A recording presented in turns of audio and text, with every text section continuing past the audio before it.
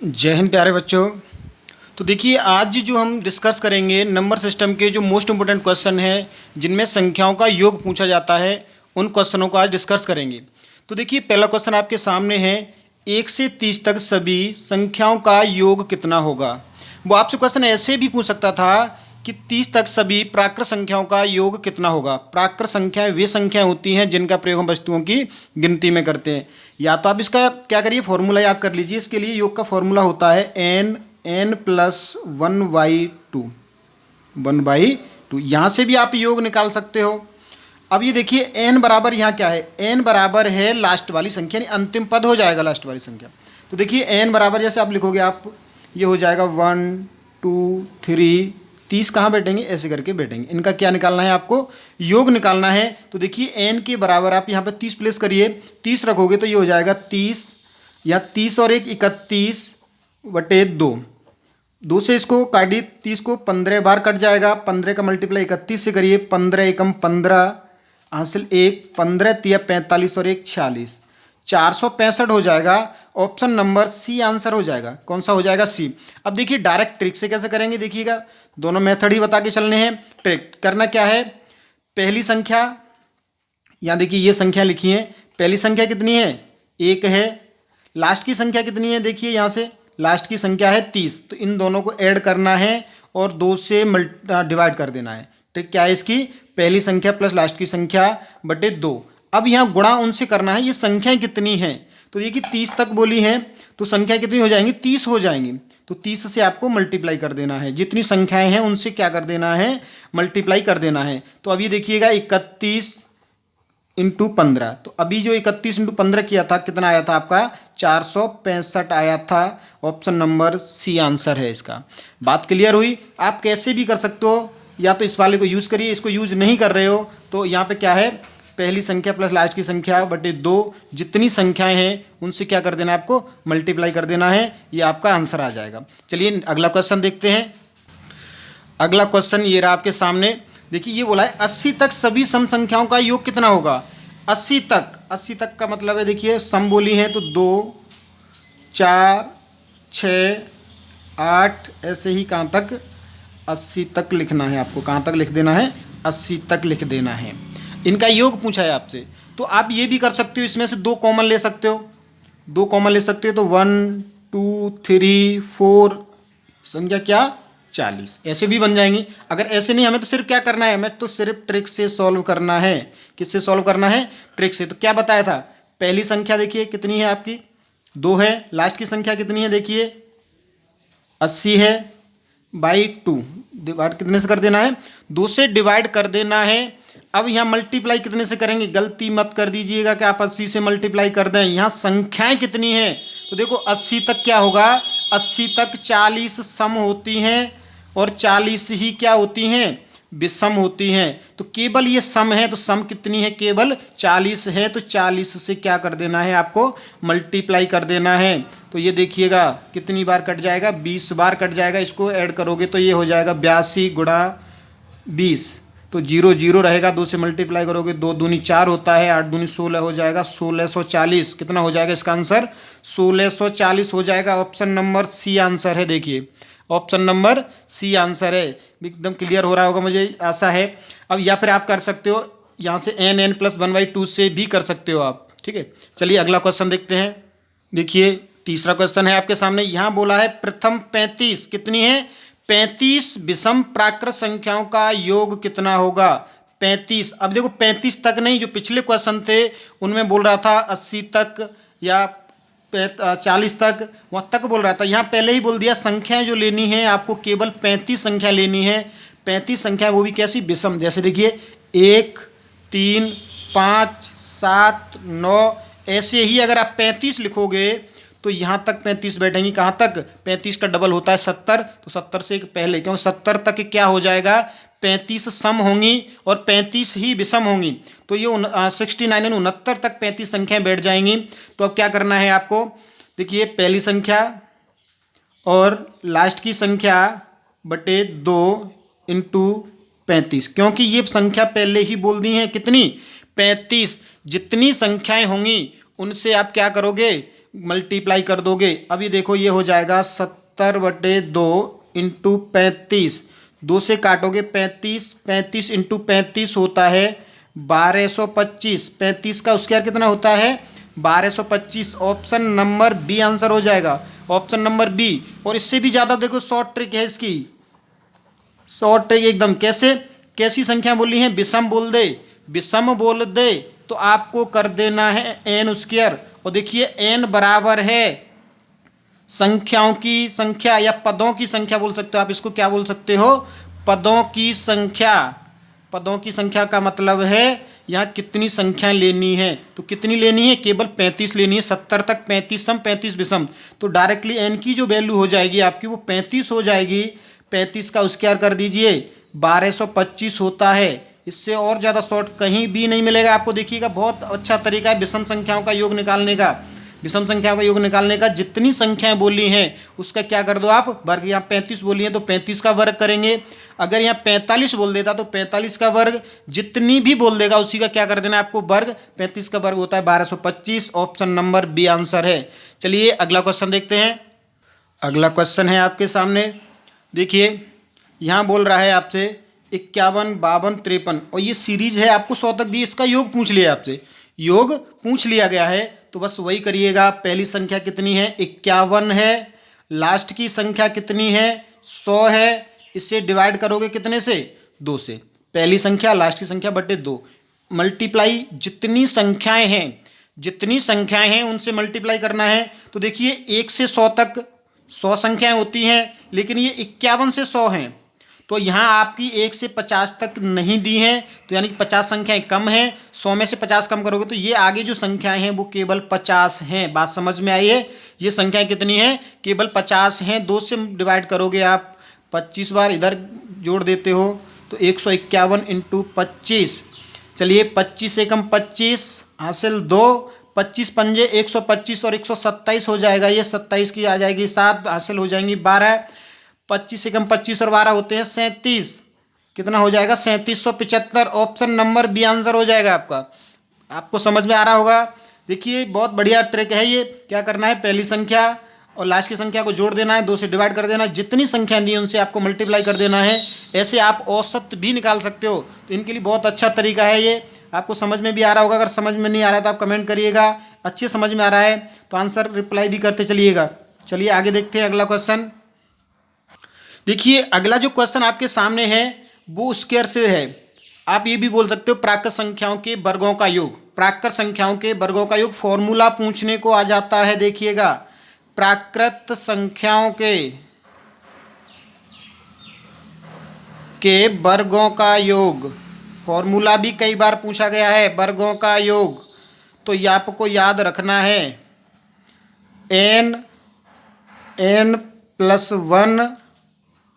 2n+1 upon 6। ठीक है, ये आपसे कई बार पूछा भी गया है।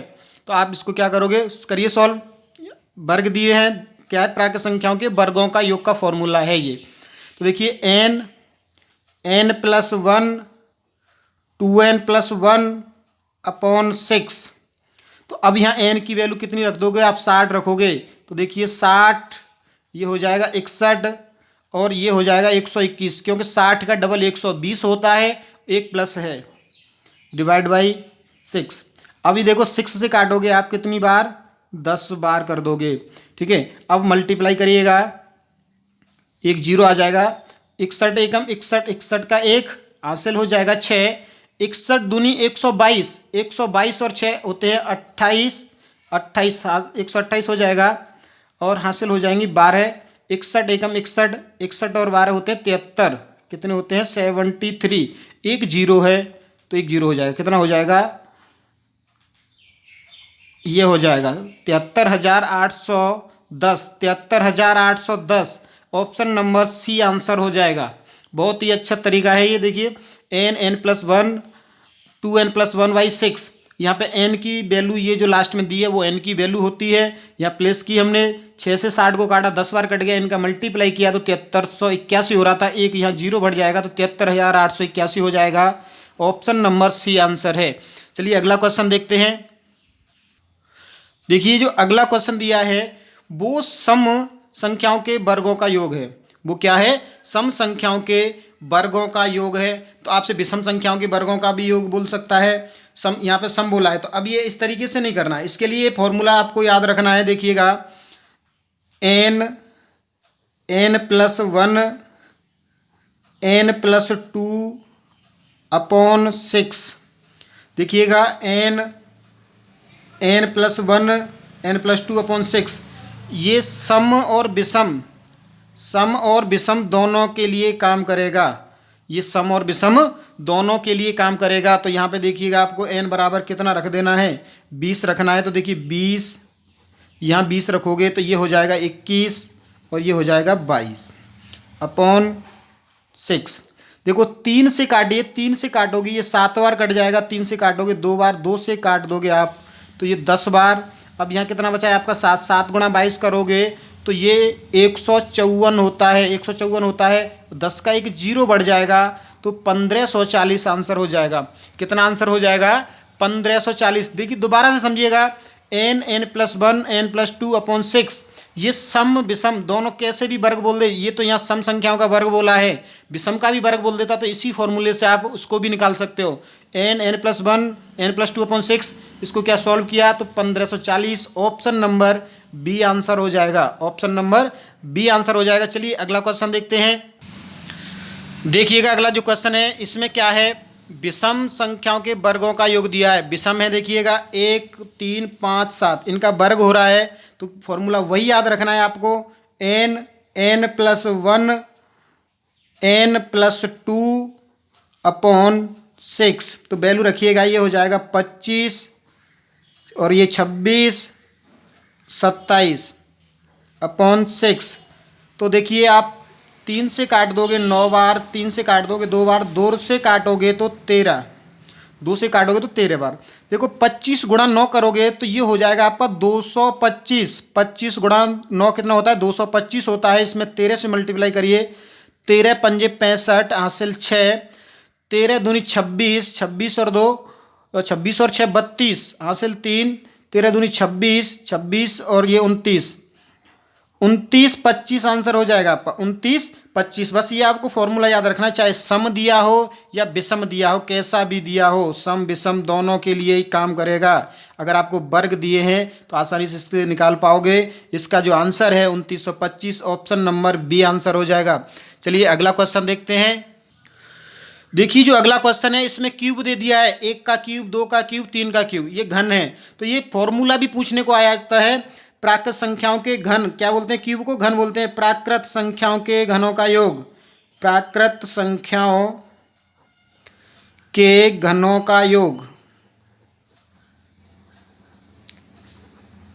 तो करना क्या है? जो योग निकाला था n+1/2, n+1/2 इसी का आपको होल स्क्वायर कर देना है। क्या कर देना है? होल स्क्वायर कर देना है। तो देखिए n की वैल्यू 20 हो जाएगी।